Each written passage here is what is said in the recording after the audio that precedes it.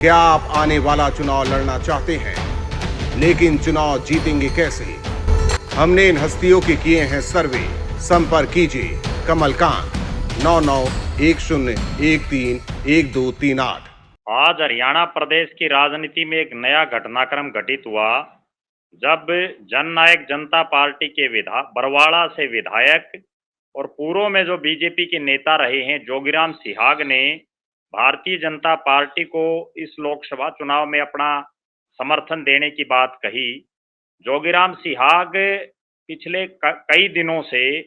JJP party से रुष्ट चल रहे थे। दुष्यंत चौटाला के कार्यक्रमों से लगातार वो नदारद थे। हिसार लोकसभा क्षेत्र में आज जब जोगीराम सिहाग खुले तौर पर भारतीय जनता पार्टी के प्रत्याशी चौधरी रणजीत सिंह के साथ आ गए हैं, तो इसका एक बहुत बड़ा फायदा बीजेपी को हिसार लोकसभा में मिलेगा। सबसे बड़ा फायदा बीजेपी को दो विधानसभा क्षेत्रों में मिलेगा जोगीराम सिहाग के आने से, जिसमें बरवाड़ा विधानसभा क्षेत्र जहां वो वर्तमान में विधायक हैं और पिछले 25 साल से वो बरवाड़ा विधानसभा और जो पुराना गिराए विधानसभा क्षेत्र है उसकी सक्रिय रूप से राजनीति कर रहे हैं। पहले वो इंडियन नेशनल लोकदल में रहे, उसके बाद उन्होंने निर्दलीय प्रत्याशी के तौर पर घिराए से चुनाव लड़ा और बड़े कांटे के मुकाबले में वो चुनाव हारे और दूसरे नंबर पर रहे। इसके बाद उन्होंने बरवाड़ा से भारतीय जनता पार्टी की टिकट के लिए लगातार प्रयास किया, लेकिन उनको टिकट नहीं मिल पाई, तो उन्होंने निर्दलीय बरवाड़ा से विधानसभा का चुनाव लड़ा। फिर 2014 में भी उनको भारतीय जनता पार्टी की टिकट का बड़ा प्रबल दावेदार माना जा रहा था, लेकिन एन टाइम पर उनकी टिकट कट गई। 2019 में भी बीजेपी ने जब उनको टिकट नहीं दी तो उन्होंने जेजेपी ज्वाइन की और जेजेपी दुष्यंत चौटाला की चाबी के चुनाव चिन्ह पर चुनाव लड़ा और अंततः वो पहली बार हरियाणा की विधानसभा में पहुंचने में कामयाब रहे। जोगीराम सिहाग का जो वोट बैंक है वो दो विधानसभा क्षेत्रों में तो विशेष तौर पर है, जिसमें बरवाड़ा और नारनौंद। उनका खुद का गांव सिसाई जो हरियाणा के सबसे बड़ा गांव है, उस सिसाई से वो संबंध रखते हैं और पिछले जब से वो विधायक बने हैं अपने 4.5 साल के कार्यकाल में बरवाड़ा के साथ साथ वो लगातार नारनौंद विधानसभा क्षेत्र में सक्रिय रहे हैं। उनके चौधरी रणजीत सिंह और बीजेपी का समर्थन कर देने से हिसार लोकसभा क्षेत्र में भारतीय जनता पार्टी को 10 से 15 हजार वोटों का सीधा सीधा फायदा हो गया है और इसका सीधा नुकसान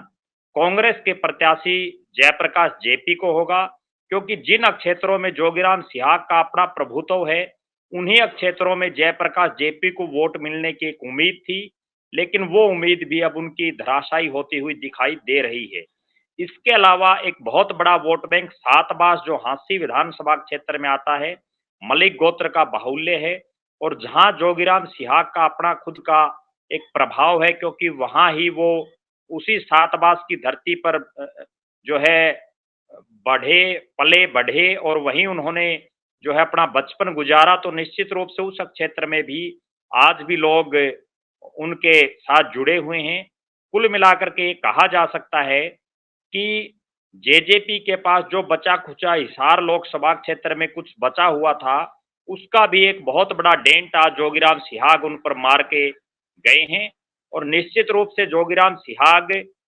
सिर्फ इसी उम्मीद में उन्होंने बीजेपी के प्रत्याशी का और बीजेपी का समर्थन किया होगा कि 2024 के विधानसभा चुनाव में बीजेपी उनको बरवाड़ा विधानसभा क्षेत्र से टिकट दे सकती है, क्योंकि यहां से जो दो बार जिन्होंने चुनाव लड़ा सुरेंद्र सिंह पुनिया, वो लगातार दो चुनाव हार चुके हैं और वर्तमान में वो बीजेपी के संगठन की राजनीति कर रहे हैं, प्रदेश के महामंत्री हैं। तो ऐसा लग रहा है कि इस बार भारतीय जनता पार्टी यहाँ नए चेहरे पर दांव खेलेगी और वो चेहरा जोगीराम सिहाग के तौर पर हो सकता है। कुल मिलाकर के ये कहा जा सकता है कि जिस बात की उम्मीद पिछले कई दिनों से लग रही थी कि जोगीराम सिहाग, ना केवल जोगीराम सिहाग बल्कि उनके साथ साथ कुछ दिन में हम हो सकता है ये भी सुने कि राम कुमार गौतम जो जेजेपी के ही विधायक हैं नारनौंद से, वो भी कहीं ना कहीं समर्थन कर सकते हैं। इसके अलावा अगर भूतकाल की बात करें तो जोगीराम सिहाग जो चौधरी रणजीत सिंह हर महीने की 5 तारीख को हिसार में एक खुला दरबार लगाते थे, उसमें भी अक्सर वो लगातार देखे जाते थे। कई वाकये तो ऐसे हुए जब उसी दिन दुष्यंत चौटाला भी हिसार में हो और रणजीत सिंह भी हिसार में हो, तो वो दुष्यंत चौटाला की बजाय रणजीत सिंह चौटाला को ज्यादा तरजीह देते थे और उनके कार्यक्रमों में आते थे। कुल मिलाकर के कहने का लबोलवाब यही है कि आज भारतीय जनता पार्टी और चौधरी रणजीत सिंह चौटाला को एक बूस्ट मिला है। उनका जो है ये चुनाव लगातार जो ग्रामीण जो क्षेत्र था, उसमें जिस तरह से किसान बहुत से गांव में उनका विरोध कर रहे थे, तो उसी बीच उनको एक बड़ी खुशखबरी मिली है और इसका सीधा-सीधा फायदा बीजेपी के प्रत्याशी को होगा और कांग्रेस को इसका कहीं न कहीं नुकसान भुगतना पड़ेगा। जेजेपी तो हिसार में चुनावी जो मुख्य मुकाबला उससे पहले ही बाहर हो चुकी है। हरियाणा की हर राजनीतिक खबर के विश्लेषण के लिए हमारे चैनल जनमत हरियाणा को लाइक,